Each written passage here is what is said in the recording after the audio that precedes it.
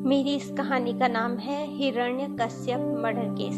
ये कहानी मैंने बच्चों के 100 नाटक बुक से ली है। इस कहानी का जो दृश्य है वो एक कोर्ट का दृश्य है। जज ऑर्डर सब चुप हो जाते हैं। सरकारी वकील जज से, माय लॉर्ड, यही है वह खतरनाक कातिल जिसने किंग हिरण्यकश्यप का मर्डर किया है। जज, ये आधा शेर और आधा आदमी। सरकारी वकील, हुजूर, आप इस बहरूपिये के धोखे में ना आए। कछुए की ऊपरी खोल की तरह यह इसका असली रूप नहीं है। यह तो इसने कानून के शिकंजे से बचने के लिए शेर का मुखौटा पहना है। जज, हम कुछ समझे नहीं। सरकारी वकील, हुजूर, अगर कोई आदमी मर्डर करे तो उसे आप एकदम फांसी पर लटका देंगे, लेकिन अगर कोई जानवर जैसे शेर, भेड़िया, चीता या बैल किसी आदमी को मार डाले तो क्या आप उस पर भी कत्ल का केस बनाएंगे? जज, जानवरों पर भी मुकदमा होता है क्या? सरकारी वकील, बस तो हुजूर, शेर की खाल और मुखौटा पहनकर मर्डर करने से मुलजिम की यही चाल थी। इसने सोचा कि इसे असली शेर समझकर कोई इसके नजदीक नहीं आएगा और यह चुपचाप खिसक लेगा, लेकिन माय लॉर्ड, हमारी पुलिस की चौकन्नी और तेज आंखों से इसकी चाल छिपी ना रही और इसे पकड़ लिया गया। जज, विष्णु से, तुम्हारा वकील कहाँ है? नारद प्रवेश करते हुए, नारायण नारायण, माय लॉर्ड, मैं उपस्थित हूँ। नारद धीमे स्वर में विष्णु भगवान से, प्रभु, आप कहाँ फंस गए? यहाँ तो रात दिन सच को झूठ और झूठ को सच बनाया जाता है। जज नारद से, आप ही हैं मुलजिम के वकील? नारद, जी हाँ, मैं ही हूँ इनका तीनों लोगों का रजिस्टर्ड वकील। सरकारी वकील, मैंने पहले जनाब को कहीं देखा नहीं। नारद, मेरे केस ज्यादातर हाई कोर्ट और सुप्रीम कोर्ट में, मेरा मतलब कि ऊपर की अदालतों में होता है। लोअर कोर्ट में यह पहला ही केस है। सरकारी वकील, आपकी तारीफ। नारद, बैरिस्टर नारद। सरकारी वकील, नारद महाशय, आप अपनी वीणा कहाँ भूलाए? नारद, रेलवे के क्लॉक रूम में जमा करके आया हूँ। कम वक्त, बहुत ही भारी है, फिर अब उसका फैशन भी नहीं रहा। सोचता हूँ अब तो उसे जामा मस्जिद पर बेचकर सुपर बाजार से इलेक्ट्रिकल गिटार, या क्या कहते हैं उसे, जो मुंह से बजाया जाता है। जज, माउथ ऑर्गन। नारद, हाँ, माउथ ऑर्गन खरीद लूं। क्यों प्रभु, आपकी क्या राय है, इलेक्ट्रिक गिटार या माउथ ऑर्गन? विष्णु धीमे स्वर में, पहले फांसी के फंदे से तो मेरी गर्दन छुड़वाओ। जज विष्णु से, ऑर्डर। या खुसुर पुसुर क्या हो रही है? जल्दी से नाम बोलो। विष्णु, नाम? हुजूर, एक नाम हो तो बताएं। विष्णु, कृष्ण, राम, हरि, लक्ष्मीपति, नारायण। जिस नाम से भी कोई भक्त बुलाता है वही मेरा नाम हो जाता है। नारद, यह नृत्य के आचार्य हैं, इसलिए लोग इन्हें नटवर भी कहते हैं। जज, क्या नटवर लाल?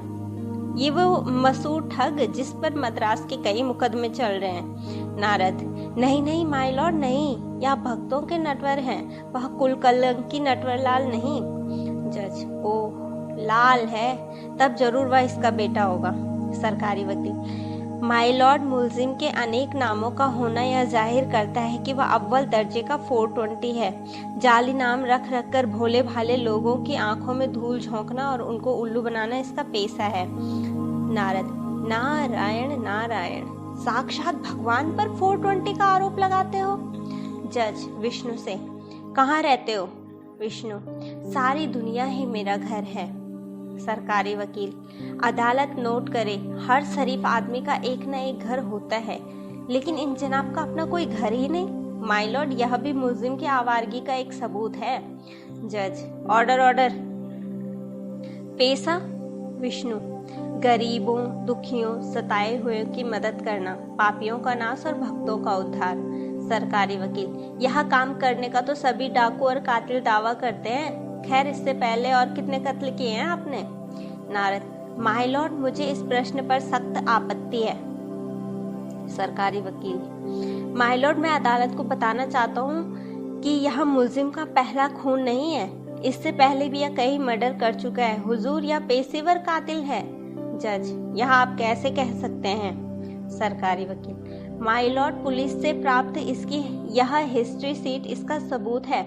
मथुरा की पुलिस की रिपोर्ट के अनुसार यह हजरत वहां भी कृष्ण के जाली नाम से कंस का मर्डर करके भागे और पुलिस अरसे से इनकी तलाश कर रही है। नारद, माय लॉर्ड, मैं मानता हूँ कि मेरे मुवक्किल ने कंस का वध किया, लेकिन सवाल उठता है कि उसने ऐसा क्यों किया। हुजूर, उसे मजबूर किया गया।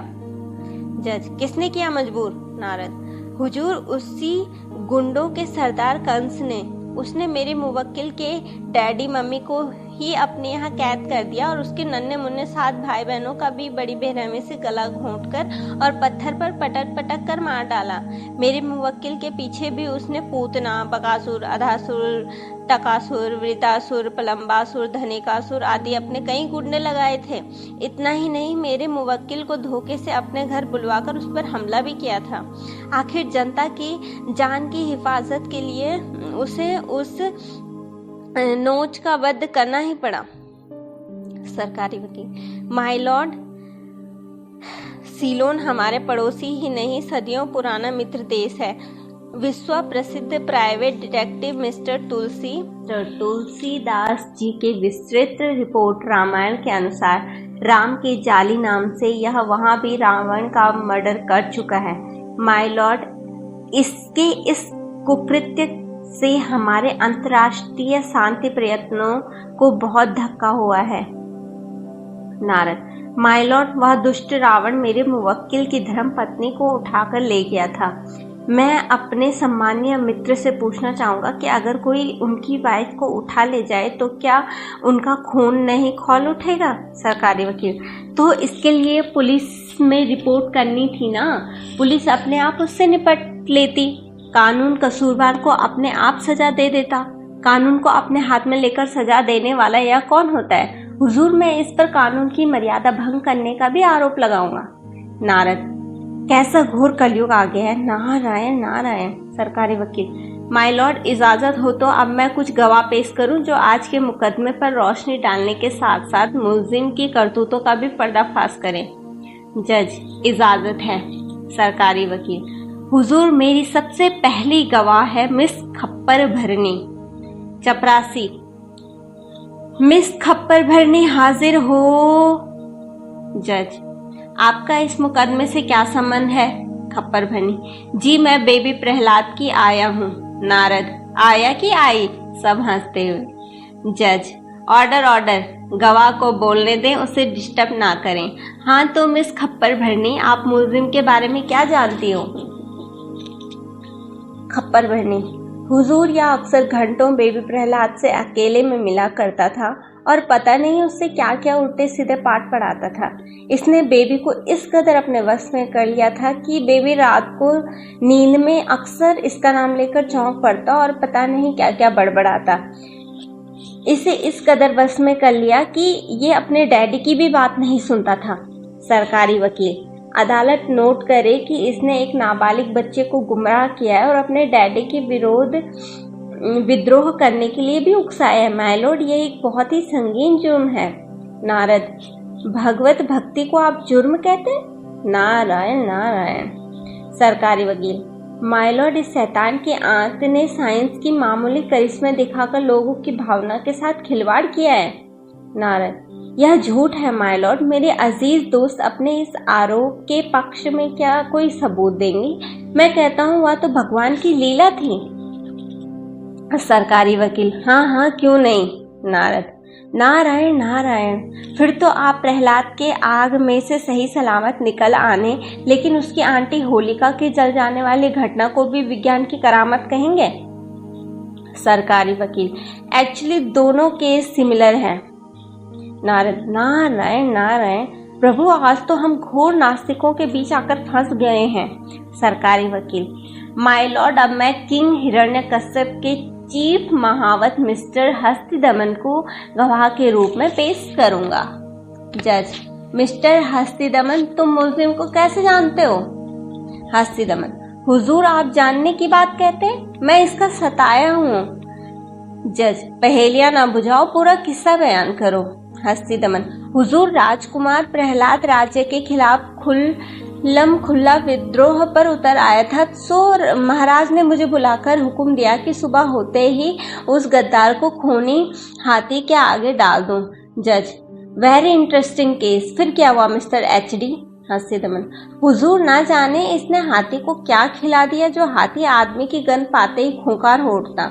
वह एक ही रात में बिल्कुल बदल गया। जब मैंने बेबी प्रहलाद को उसके आगे डाला तब उसने अपने पैरों के नीचे ना कुचलकर मुंह से उठाया और अपने मस्तक पर बिठा दिया। हुजूर, मैं तो बेमौत मारा गया। गवर्नमेंट सर्विस हाथ से खो गई। 3 महीने की जेल अलग काटनी पड़ी। सरकारी वकील: माय लॉर्ड, अब मैं अपने अगले गवाह किंग हिरण्यकश्यप के हेड जल्लाद चरमुखस को पेश करूंगा। जज: तुम इस मुकदमे पर क्या रोशनी डाल सकते हो चरमखुस? चरमखुस: हुजूर, जब इसकी साजिश से प्रहलाद खूनी हाथी से बच गया तो मरहूम बादशाह ने मुझे तलब किया और हुक्म दिया कि उस आफत के परकाले प्रहलाद को मैं पहाड़ से नीचे गिरा दूं। जज: तो तुमने राज के आदेश का पालन किया या नहीं? चरमसुख: क्यों ना करता सरकार, जिसका नमक खाता हूँ उसका हुक्म भी बजाता हूँ। लेकिन हुजूर, मैं तो ताज्जुब में रह गया कि मैंने अपने संपोले को इतने ऊंचे से गिराया पर इसके बदन पर कहीं खरोच तक नहीं। जज आश्चर्य से: ऐसे कैसे हो सकता है? नामुमकिन। जरूर इसमें तुम्हारा भी हाथ होगा मिस्टर चरमसुख। चरमसुख: नहीं हुजूर, मैं तो बेकसूर हूँ। यह शरारत सब विष्णु की है। इसने जासूसों के जरिए पूरी टोह पाली और पहले से ही पहाड़ के नीचे खड़ा था।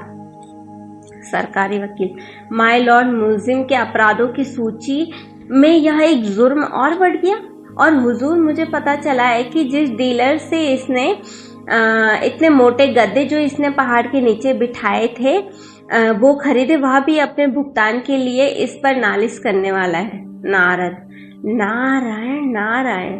जज: हमने इन सभी गवाह के बयान सुने। इन बयानों से यह साबित हो गया कि मुल्जिम पक्का षड्यंत्रकारी और गिरोहबंद है। लेकिन इसके सबसे संगीन जुर्म यानी कि हिरण्यकश्यप के मर्डर का चश्मदीद कोई गवाह अभी तक पेश नहीं हो पाया है। सरकारी वकील: माय लॉर्ड, अब मैं आखिरी गवाह साक्ष्यजीवी को पेश करूंगा। वह इस मर्डर का चश्मदीद गवाह है। जज: साक्ष्यजीवी को हाजिर किया जाए। चपरासी: साक्ष्यजीवी हाजिर हो। साक्ष्यजीवी आता है। जज: तुमने मुल्जिम को मर्डर करते अपनी आंखों से देखा था क्या? साक्ष्यजीवी: हाँ हुजूर, अभी तक वह भयानक दृश्य मेरी आंखों में आगे आगे ऐसा घूम रहा है जैसे कि अभी अभी हुआ हो। जज: पूरा किस्सा सही सही बयान करो। साक्ष्यजीवी: हुजूर, मैंने देखा कि बेबी प्रहलाद खंबे से बंधा हुआ था और महाराज नंगी तलवार हाथ में लिए उसे कह रहे थे कि आज तू मेरे हाथ से नहीं बच सकेगा, बुला ले अपने हिमायती को। जज: लेकिन तुम उस समय राजमहल में क्या करने गए थे? साक्ष्यजीवी: हुजूर, मैं नगर कमेटी के बिजली विभाग में काम करता हूँ। किंग के महल सेक्रेटरी ने रिपोर्ट की थी कि राजमहल की बिजली फेल हो गई है। मैं वहाँ उसी सिलसिले में गया था। जज: दिन के समय गए थे कि रात के? साक्ष्यजीवी: उस समय ना दिन था ना रात था। जज: यह क्या मजाक है? सरकारी वकील: माय लॉर्ड, गवाह ठीक ही कहता है। पुलिस की रिपोर्ट भी यही कहती है कि जिस समय मर्डर हुआ वह छुटपुटे का टाइम था। जज: आगे कहो। साक्ष्यजीवी: हुजूर, महाराज का इतना कहना ही था कि बड़े जोर का धमाका हुआ। ऐसा लगा जैसे खंबा फट गया, चारों ओर धुआं ही धुआं भर गया, मानो पुलिस की अश्रु गैस छोड़ दी गई हो। मेरी तो आंखें ही बंद हो गई हुजूर। जब धुआं कुछ हल्का हुआ तब मैंने देखा। जज: क्या देखा तुमने? साक्ष्यजीवी: मैंने देखा हुजूर कि मुल्जिम महल की देहरी पर बैठा हिरण्यकश्यप को अपनी जांघों पर रखे उसके पेट पर चाकू की तरह वार कर रहा था। जज: उसके हाथ में क्या था? चाकू?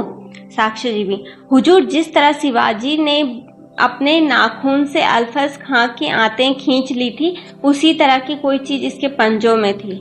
सरकारी वकील: माय लॉर्ड, साक्ष्यजीवी के बयान से साफ जाहिर हो रहा है कि मुल्जिम ने ही हिरण्यकश्यप का मर्डर किया है। मैं अदालत से अपील करता हूँ कि इंडियन पेनल कोड की दफा 302 के अधीन मुलजिम को फांसी की सजा दी जाए। नारद, नारायण नारायण, प्रभु इस पापी को तो घोर नरक में डालना पड़ेगा। जज, ऑर्डर ऑर्डर। विष्णु से, तुम अपनी सफाई में क्या कहोगे? नारद, नारायण नारायण, कहना बहुत कुछ है, पर ये कुछ कहने दे तब ना। सरकारी गवाहों के बयान से यह साफ जाहिर है कि मर्डर न दिन में हुआ न रात को, न महल के अंदर हुआ न बाहर, न आदमी ने किया न जानवर ने। फिर आखिरी गवाह का नाम ही यह जाहिर करता है कि इसकी जीविका ही झूठी गवाहियां देना है।